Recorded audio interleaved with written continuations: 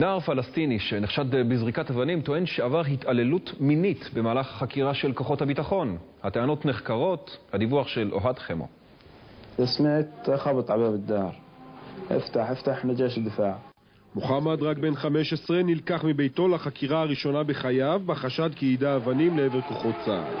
אבל מה שהיה אמור להיות חקירה שגרתית הופך לסיוט. כמה שעות לאחר שהגיע למתקן החקירות בעציון, החל לחקור אותו אדם לבוש אזרחי. ضربني على ظهري وكل اسمع. قلت له نعم. قال انا ابو زكي انا مجنون. انا مسموح لي اطلع معك من طبقه ل20 طبقه. לטענתו, בכל פעם שלא הודע במיוחס לו, הוא עלה לחדר בקומה גבוהה יותר, ובמקביל עלה רף האלימות. الطبقه الثالثه كانت انه يتنطط على يدي يعني. قال لي لازم اطلع معك الطبقه الرابعه. طبعا الطبقه الرابعه هذه كانت اوسخ طبقه.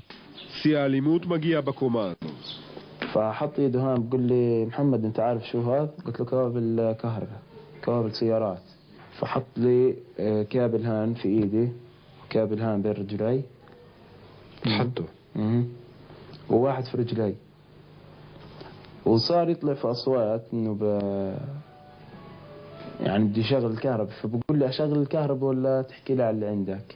הוא מדבר בהצללה, מפוחד מנקמה ונבוך מן החברה המסורתית שמקיפה אותו. לדבריו, בשלב הזה החוקר מאיים לעקר אותו. أخليك لا تتجوز اللي بتحبها زي يصير زيك زي النسوان. הוועד הציבורי נגד עינויים מגיש תלונה ליועץ המשפטי לממשלה ולמחלקה לחקירות שוטרים, אבל לאור ניסיון העבר וההווה, קשה לומר שמישהו שם אופטימי. 650 תלונות נגד עינויים הוגשו בשבע השנים האחרונות. כולן נסגרו בידי היועץ המשפטי לממשלה בלי שנפתחה בהם ולו חקירה פלילית אחת.